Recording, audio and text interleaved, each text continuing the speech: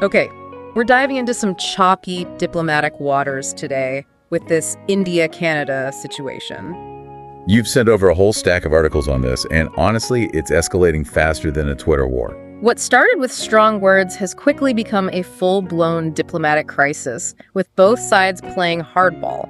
What's really striking here is the speed at which we've gone from pointed comments to concrete actions. These diplomatic expulsions are not just symbolic gestures. They represent a serious breakdown in communication and trust. It's like slamming the door shut on diplomacy.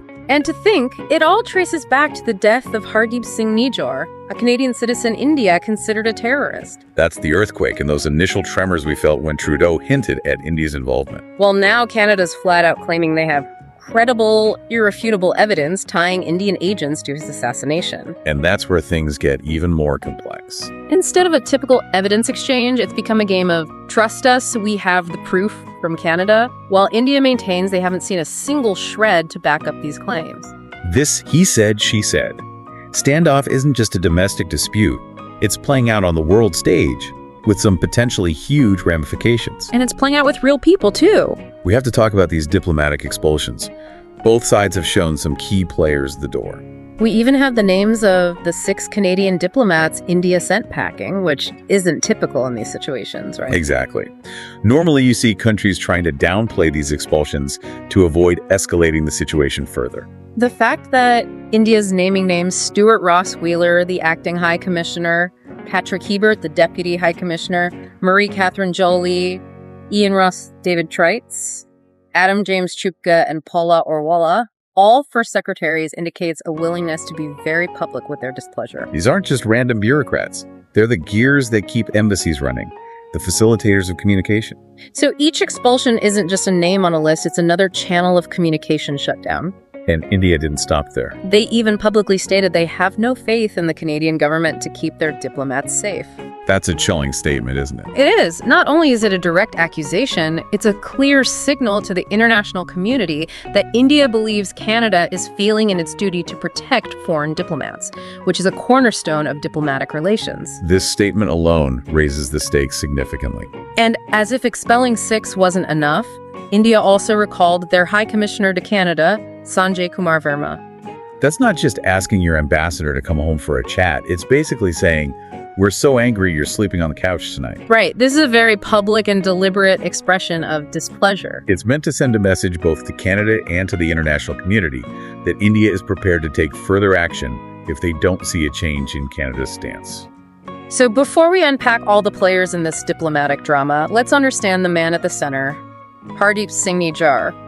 He's more than just a name in a headline, right? Absolutely. To truly grasp the intricacies of the situation, we need to understand the contrasting perspectives surrounding Nijjar. He was a leading figure in the Sikh separatist movement, someone India held responsible for violence and considered a terrorist. But in Canada, he was a Canadian citizen. So you have these two starkly different lenses through which his life and death are being viewed. Exactly. And that clash of narratives is at the very heart of this crisis.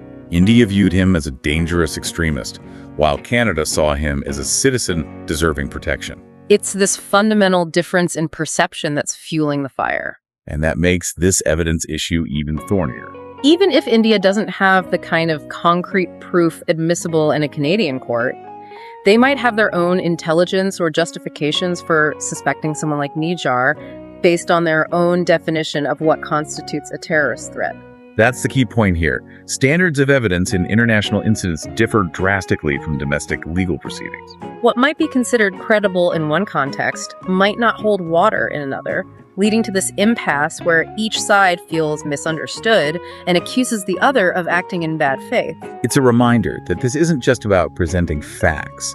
It's about how those facts are filtered through each country's political realities and national interests. And speaking of political realities, we can't ignore the 2 figures at the helm of this, Justin Trudeau and Narendra Modi. Their relationship has to be playing a role here, right?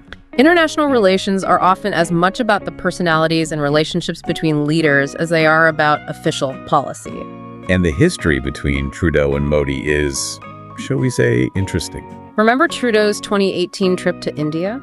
It was meant to strengthen ties, but it kind of blew up in his face. Oh, right. The awkward photos, the perceived snubs, that whole vibe that things weren't exactly chummy between them. Exactly. And then there was that meeting with a Sikh activist whom India considers a separatist leader. Trudeau's team insisted it was unplanned, but it fueled tensions and played right into India's concerns about Canada harboring individuals they view as threats. So, not exactly building a bridge there. Not even close. And remember, this is all playing out against the backdrop of Modi's own domestic political landscape. He's cultivated a very strong image as a leader who prioritizes national security.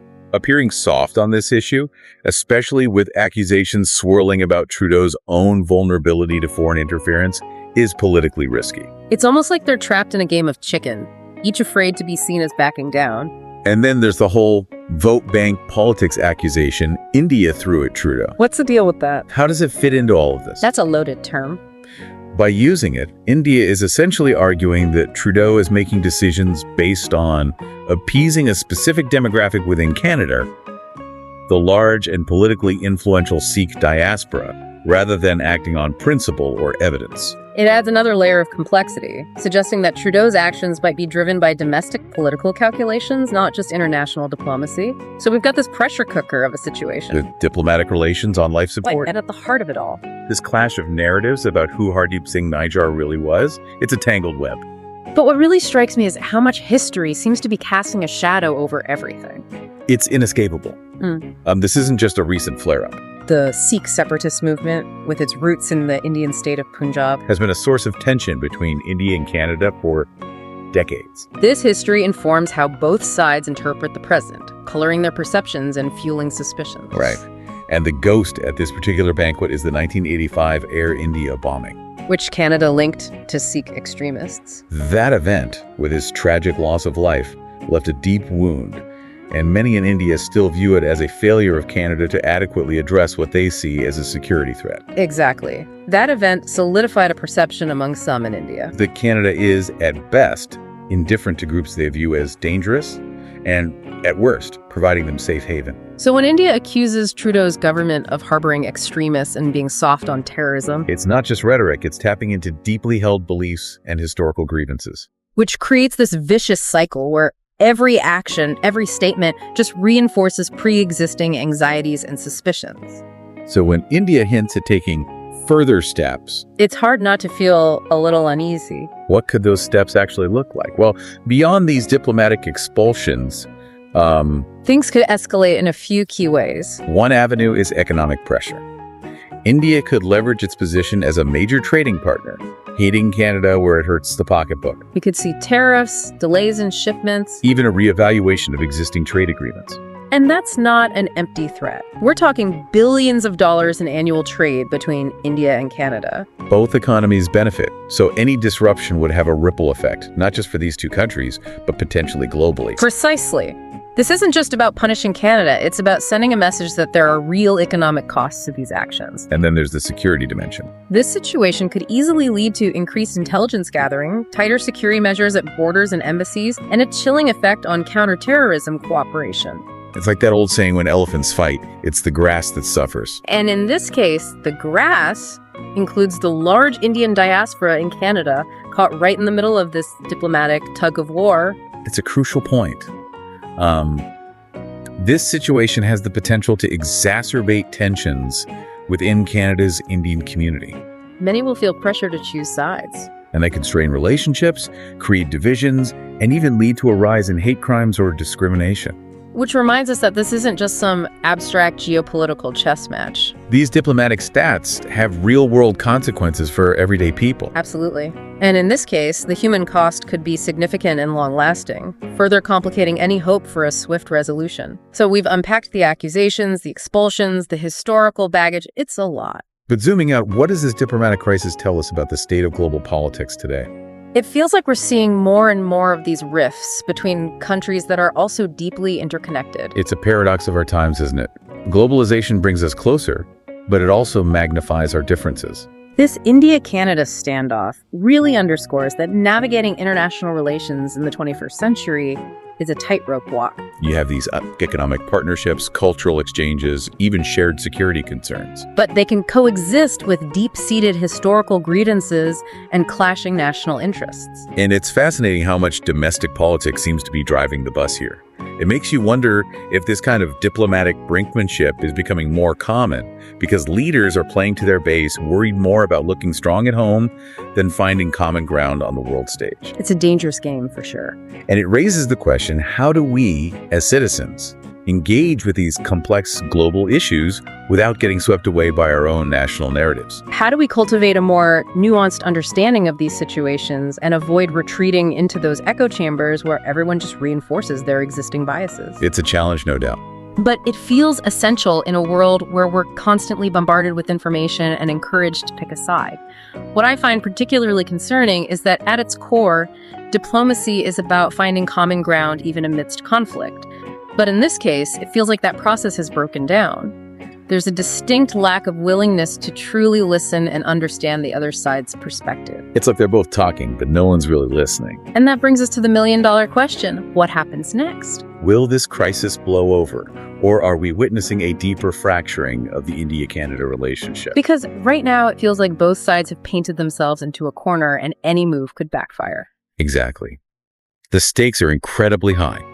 This isn't just about diplomats and trade deals anymore. It's about the stability of the global order and the very real human impact on everyday people caught in the crossfire. It's a stark reminder that even in our interconnected world, resolving these kinds of conflicts requires a commitment to dialogue, empathy, and a willingness to see beyond our own national narratives. Whether those qualities will prevail in this instance remains to be seen. It's a story we'll definitely be following closely. This deep dive has been a stark reminder that behind the headlines and the diplomatic maneuvering, there are real people and real consequences. It's a story of power politics and the precarious nature of international relations in our increasingly complex world. Thanks for joining us on this deep dive. And remember, stay curious. Thank you for watching Noble Black News, where we strive to bring you the real stories and perspectives that truly matter. If you found this video insightful, don't forget to give it a thumbs up, share it with your community, and leave your thoughts in the comments below. We'd love to hear from you. Make sure to subscribe and hit the notification bell so you never miss out on our latest content. Together, let's continue to uncover the untold stories and celebrate the achievements of the global Black community. Stay tuned for more powerful stories. Until next time.